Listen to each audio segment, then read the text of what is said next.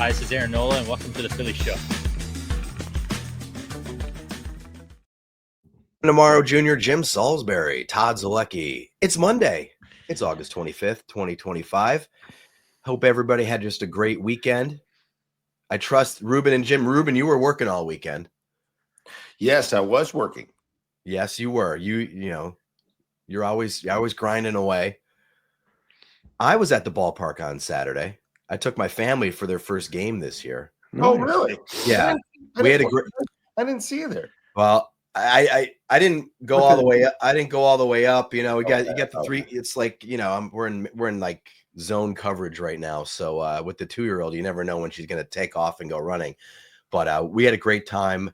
I was gonna show you guys this photo that we took. I usually don't do this, but I thought this is a classic. This is gonna be hanging in our house forever. So our 2-year-old Josie was really excited to meet the Fanatic, and then the Fanatic showed up about, not planned or anything, like 5 feet from us, and then we grabbed the picture, and she was excited all night about seeing the Fanatic. And then I got her within 5 inches of the Fanatic, and this was the result. And that was unplanned? That was unplanned, yeah. So my kids ran over. My youngest Josie there on the left, if you're watching us on YouTube, absolutely goes into hysterics about meeting the Fanatic. It was like an Easter Bunny moment. You ever take your kids to see the Easter Bunny or Santa Claus when they were kids? Santa Claus moment. Yeah. Total meltdown city. So that's awesome. What a great shot. You'll have that picture forever. I have a picture of my 3 girls at the last game at the Vet and the first game at Citizens Bank Park, and they're priceless. Oh yeah. I mean, that's awesome. I have pictures when we stepped on the field at the 2008 World Series when we won it. My kids, they were tiny. They were at the really awkward stage with glasses and braces and all types of stuff. Funny. And those are classic moments that you'll never forget as a family, and moments that you'll always cherish. Yeah, they were excited because they got to see Duran's entrance music, so they were excited about that. They got to see, and they loved it. They had an absolute good time. They actually, they ate like pigs and had a great time. So I just wanted to show. I love that photo so much. I had to show it to you guys. I thought you guys would get a kick out of it. So, the Phillies won 2 out of 3 this weekend against Washington. They lose the opener. Duran blows his first save with the Phillies. But they win Saturday, they win Sunday. They now have a 7-game lead over the Mets in the NL East. More on that series in a bit.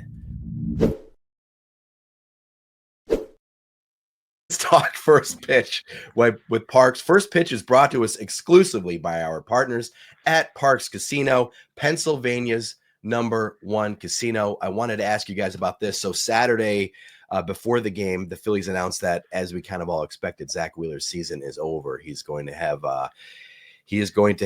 it's called thoracic outlet decompression surgery in the coming weeks. The recovery time is 6 to 8 months. And again, this was not a surprise. None of us that were really holding out much hope that he was going to be back this season. But the Phillies then followed that news with Aaron Nola pitching, giving up 2 earned runs, 3 runs overall in 6 innings on Saturday, and then Ranger Suárez just pitching out of his mind his last 2 starts, kind of calming everybody a little bit, right, guys?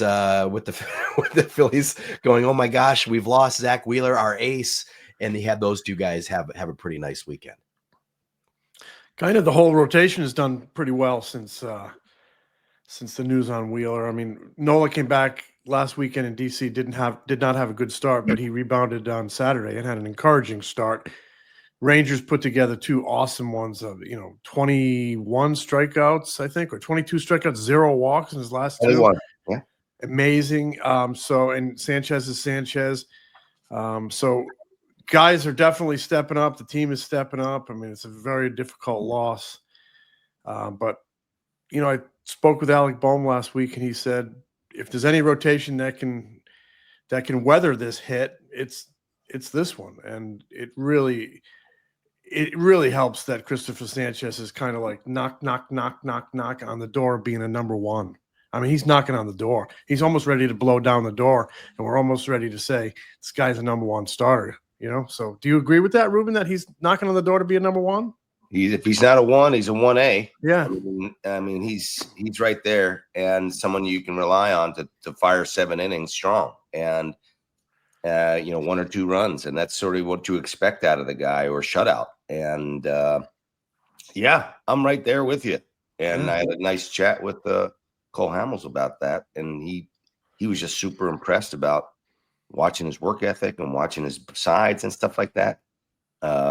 He's really impressed with him, and so am I. I generally think there are fewer number ones than we think there are. I think it's kind of overstated a little bit, than the ace or the number one term. But geez, this guy is and with the Wheeler, like I said, with the Wheeler injury, the loss of a legit number one, you got somebody you can hand the ball to in game 1 of a series, and somebody that's gonna you feel very confident you're gonna get 7 good ones from. So you're gonna find out more about him tonight because he's pitching out there in New York. Yeah, exactly right. Back-to-back lefties. I mean, they're up by 7. It's not like it's a neck and neck race. They can blow this thing away with a good series. I was thinking, I'd have to look at it. I don't know, but don't you think of all the playoff contenders in the American League, National League, how many teams?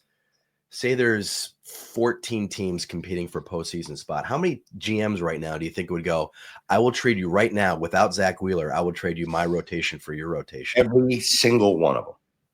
At least 28 or 29 of them. Yeah. Especially I with so. The way that Ranger and Luzardo had really put it together lately after some little lulls. And you flip in Aaron Nola, who is starting to look closer to what Nola looked like a couple of years ago. Got his fastball up to 94. That was big. I mean, you're talking about a little different pitcher now. That was his best fastball this season. His 4-seamer average 92.6. It was up a mile. So yeah, like, are you guys? We never jump to conclusions and go crazy and he's back or anything like that. But it was encouraging, right? What we saw on Saturday, that he got a lot of swings and misses. He got 11 swings and misses on the breaking ball. So the breaking ball seemed to be more effective. Like you just mentioned, Ruben, the fastball. Interesting. Good stuff. The overall crispness of his stuff and the life on his fastball was good. He had that comeback sinker working, and he just missed on several of them. Didn't get calls on them, but got closer and closer to it. He starts getting that pitch going. That could be super effective for him, obviously. But I was really impressed by, number one, that he had some more life on his fastball, but he also had tremendous depth on his breaking ball. His breaking ball had more of a 12-6 rotation than it did like a 10-4.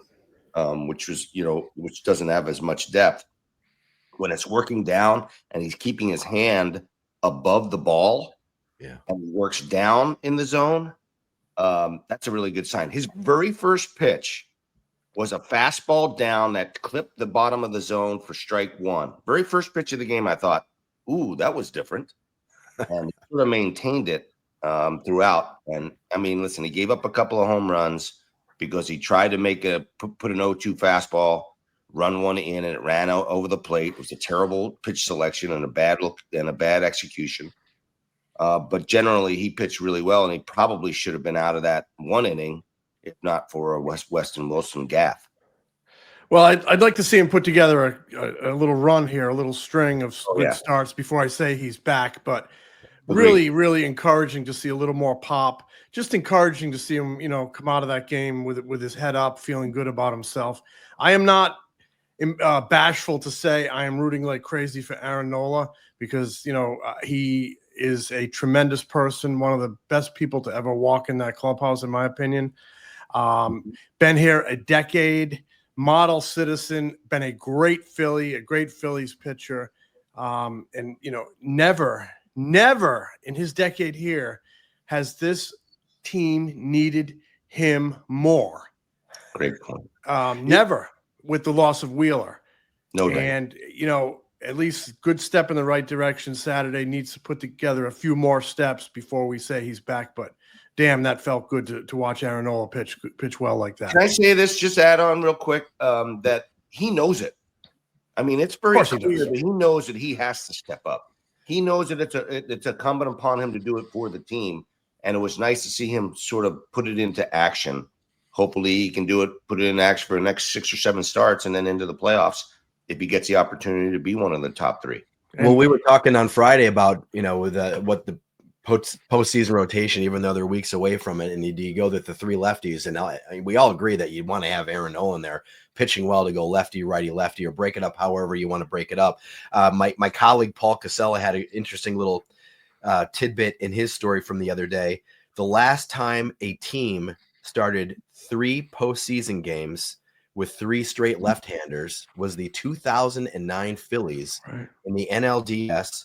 Cliff Lee, Cole Hamels, Jay Happ. But there's a little bit of an asterisk there. Do you remember why there's an asterisk there? They had a right-hander scheduled to pitch Game 3 in Colorado. Do you guys remember? Happ had to jump in, right? Yes. Do you remember why? It wasn't Pedro Martinez, was it? It was Pedro Martinez. But it was snowing and frigid there in Colorado. And so you guys bumped him back to, just kind of save him, I guess, or whatever.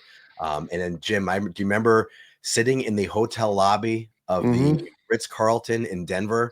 There was no access that day. The game got snowed out. So we're like, we got to find something to write. And so we literally ordered some buffalo wings in the hotel, in the hotel restaurant while Pedro was having lunch with somebody. And we were there for like an hour and a half. We're like, we don't even know if he's going to talk to us. He might be, I can't believe you guys are waiting. I'm not talking to you. Came over, talked to us, not pitching in the snow. I'm fine. It's not a big deal, blah, blah, blah. And, but that's why they had 3 straight lefties. That's right. I remember walking over to the team hotel from our hotel. We stayed at the crappy hotel, and but I remember walking through the slush and the snow on the streets of Denver. But if I could say one more thing about Nola, I know I'm getting long-winded here, but if he can put together a run here and the team is confident enough to say he's going to start in the postseason, obviously it breaks up the lefties, but it allows them to maybe use Luzardo's firepower in the bullpen and that in the first round, and I think that really helps a lot. One of the things that has been overshadowed or not talked about a lot in this loss of Wheeler is that, they were always kind of planning on using somebody in the bullpen. Now they were down one in the rotation. I think that could impact who goes to the bullpen. But if Nola can deliver a little bit here, and I think Luzardo's firepower is best suited of that group to go to the bullpen. I'd rather leave Ranger in the rotation, but it could, help the entire pitching staff top to bottom. No doubt. I agree with you there. So, hey, that was First Pitch, presented exclusively by our partners at Parx Casino, Pennsylvania's #1 casino. ParxCasino.com is the website. You must be 21, and if you have a gambling problem, call 1-800-GAMBLER. Okay, KP, this is your first Arena Club experience. We're going to open a slab pack together. So first off, we're going to buy one of those $25 slab packs, and we get to see what is in the pack. There it is. The Grail, which is the best card in the pack and worth the most. There are some other cards that we're chasing, and you can see the entire lineup so that you know what you're in the running for. There's the Yamamoto signed card. Now, let's open up our pack and see how we do. We have ourselves a really cool graphic, and then a Shohei Ohtani 50-50 card from last year. What do you want to do? Should we sell it right back to them for 16, or should we keep it? You should give it to me. I'll keep it. Good answer. Fine, I will give it to you. Since the Blue Jays didn't get Ohtani, you can get this 50-50 card instead. Use the code FOUL, F-O-U-L, to get yourself 20% off your first slab pack or card purchase. Yes, you get to keep that card if you want it. They send it to you. FOUL at arenaclub.com/foul. We're back. It is Monday. It's time for Manco and Manco Best Week. Manco and Manco Best Week, because Manco is the best of the best. Ruben and Jim agree. Guess what? We had some Manco and Manco on Saturday with the family. Sat down right by the bullpen. Right. Had some Manco and Manco. Of course you did. Yeah. Oh, yeah, we did. And then Ruben, you gave a little shout out to Manco on Sunday, the broccoli and chicken. So I texted our friend Chuck Bangle over at Manco, and I said, Ruben gave you the broccoli and chicken a nice shout out. He goes, "This is something to keep in mind, Ruben." He said, "I'm going to start keeping track of sales for chicken and broccoli. If they kind of go up a little bit, we might have to name the pizza." No, Well, you get the pizza named after you, but I guess if the pizza really goes up, Wow, you never know. So that'd be funny. that would be funny. That would be funny. So Manco best. It's delicious. It really is. Oh yeah, no doubt. So Manco best week. What do we got, guys? Who wants to go first? Ruben, you go first. I got to go with my man Ranger Suárez. I mean, he was just fantastic. He struggled before that. Those 2 outings he just fired off, Right. where Jim talked about. I think it was 13 innings, no walks, 21 strikeouts. He tied his career high with 10 in his first start, and then blew it up with 11 this past Sunday. Pretty awesome effort by him. So fun to watch him work. He's been really, really special. And I was concerned about how he's going to pitch in the latter half because he sort of fades at the end. But I don't know, he picked it up and really, really threw well. I don't know what was going on with him in Cincinnati. I don't know if it was hot. I don't know if he wasn't feeling right, whatever the case may be. But that start he had in Cincy prior was not very good. But after that, those last 2 starts have been outstanding. And he is my Manco best of the week because he is really picked it up since the news from Wheeler. Great one. It's if I might interject, and this is probably a topic for another day, but I mean, we don't know when Wheeler's going to be, if he's going to be ready to start next season, what he's going to be like. I mean, there's a little bit of question mark there. We all hope he's Zack Wheeler again, but does this change their view on maybe re-signing Ranger, who's going to be a free agent, and we have to balance that against the need to re-sign Schwarber and maybe Real Muto? A lot of questions. And a lot of questions. I mean, it's a great problem to have, right? Yeah. You want guys to perform. This is a great opportunity for Ranger to impact the 2025 Phillies and build his free agent platform. But I'm sorry for the digression. My Manco best of the week. I'm going to go role player. It takes all 26 guys. You know that. I mean, look at what Rafael Marchand did for the team yesterday on Sunday. But I'm going to go with Tanner Banks, this unheralded. He didn't get to the big leagues till he was 30, unheralded lefty. I mean, they got him at trade deadline last year, thinking he was going to be the third lefty in the bullpen, and kind of was. And he's had a tremendous year. Unbelievable. Tremendous impact over the weekend. He's done a great job with inherited runners. Under the radar, just very professional effort after very professional effort. And I think 15 of his last 16 have been scoreless. He's a very, very valuable guy for that Phillies team. So, I mean, I don't think he's had a piece of pizza all year. He deserves one. He definitely deserves it. That's a great call, Jim. And I'll digress too. That he's a wonderful human being also. Just really always happy, always appreciative of his opportunity. He's one of those guys that you pull for also because he knows how lucky he is to be pitching in the big leagues and pitching for the Phillies. I love the way he goes about it. No doubt. I mean, this guy came from the White Sox last year, who were the worst team in baseball history. And I remember asking when he joined the Phillies in Seattle, he had an opportunity to say, "Thank God I'm not with them anymore." But he was very empathetic towards his former teammates that were still in Chicago. So, it's real tough. So great. Long story short, great person. I could have picked JT Realmuto, or we could have picked JT Realmuto. He had a heck of a week again, 3 home runs. We could have picked Bryson Stott. He had a heck of a week, 2 home runs, but I'm going to go with Trey Turner, and I'm going to go with Trey Turner because he had 12 hits, OPS over 1,100. But here's something that I wanted to mention, just something to kind of keep an eye on over the next few weeks through the end of the season. Trey Turner quietly moving up the charts in terms of NL MVP consideration. We've talked a lot about Schwarber and how Schwarber can he knock off Ohtani. But if you look at Fangraphs WAR, and I mention this because a lot of the voters nowadays, they kind of maybe start with WAR to go, all right, who should I be considering? Right now, he is second in the National League in WAR behind Shohei Ohtani. I believe that number has not changed. Ohtani's got 6.0, Turner's got 5.8.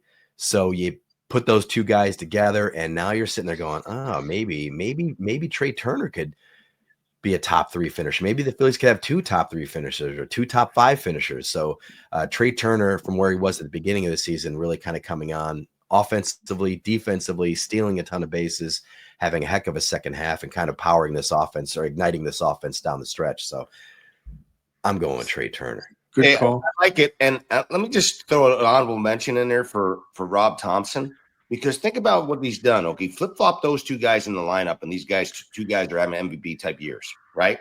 He flipped those 2 guys in the lineup. He also has mixed and matched the outfield situation really well as of late. And he's not getting any production. We were talking about this a while ago, like a couple months ago. We were going worst outfield production like ever in all of baseball, and maybe ever. And he's really done a nice job of being able to mix and match. And the guys have stepped up. You know, Kepler swung the bat well. Marsh got hot. He's cooled off a little bit, but it was nice to see that. And I think Rob Thompson deserves a little love for that too. No doubt. Trey Turner leading the league in hitting. I think he's number 2 now, but on Saturday, I think he went into the game leading the league in hitting at like 301 or something. I think Freddie Freeman's number 1 now, but he's second. Tremendous. You could win a batting title. Phillies haven't had a player win a batting title since Whitey, I think in 1959. That's just off the top of my head. Wow. So, yeah, the Phillies have not had an NL batting title winner since Richie Ashburn in the late 50s. So that'd be kind of cool. Phillies open a 3-game series on Monday night against the Mets. If you are not going up to New York, you can swing up to Parks Casino. We know they have dollar dogs and $3 MLs and all sorts of fun in the sports book. We were there the other night. Had a great time, Ruben. So much fun at Parks. We had a great. It really is, Todd. It's happening all summer long at Parks Casino. It's my casino of choice. Parks is Pennsylvania's number one casino. Action, excitement, headline entertainment, and great restaurants. Plus, all summer, swing by the Bet Parks Sportsbook for every Philadelphia home game. They got it going on here this week in New York. Enjoy the ultimate Philly fan experience. $1 dogs, as you said, $3 Miller Lights, MLs, and wall-to-wall action on the 150-foot giant video screen, 150-footer. I mean, it's monstrous. Plus, check out concerts, comedy, and more at the state-of-the-art Excite Center. They have all types of acts going on, comedy acts. They have concerts, all types of stuff. A collection of award-winning restaurants as well, Parks Grill, Steakhouse, Bamboo Noodle House, and the Liberty Bell Gastropub and Beer Garden. Parks Casino. This is how you win.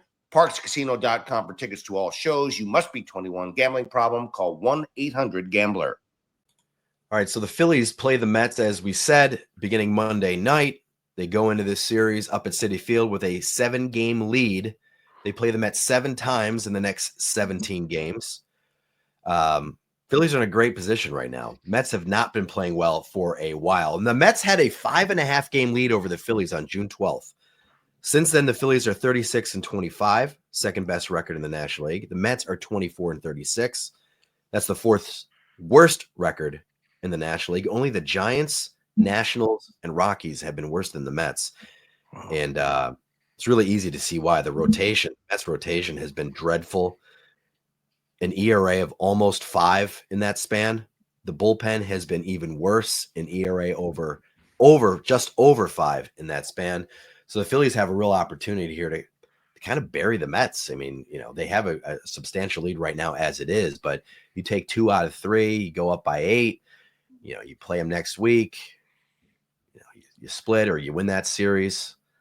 You're really going up the stretch. It's great that they open up with Sanchez and Luzardo. Great place to start. The Mets, I think, are going with Senga out of the gate. Yes. He hasn't had a great year. I mean, his strikeout numbers are way down. His hits per innings are way up. I think with Sanchez on the mound tonight, I agree. I think you need to take 2 out of 3, and that goes a long way toward burying that team. But I just think you need to really. You got your best pitcher on the mound tonight. You need to come out of there with a W with your best guy on the mound tonight. And they have a lot of momentum, and I think the Phillies are playing with a ton of confidence. And the Mets, I just wonder if they're going to be a little tight because they know the importance of this series. If they don't make some ground up here, it probably means they're done. So I think things shape up well for the Phillies to make a good showing. They need to.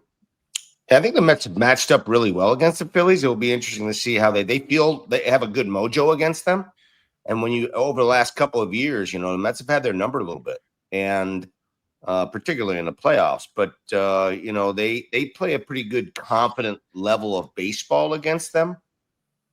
And so it will be interesting to see how confident and how much swagger this Phillies team has against them. I'm hopeful that they walk in there and do what they're supposed to do, beat them up, because, they're a better team overall. There's no question the pitching is the huge difference, particularly the starting pitching.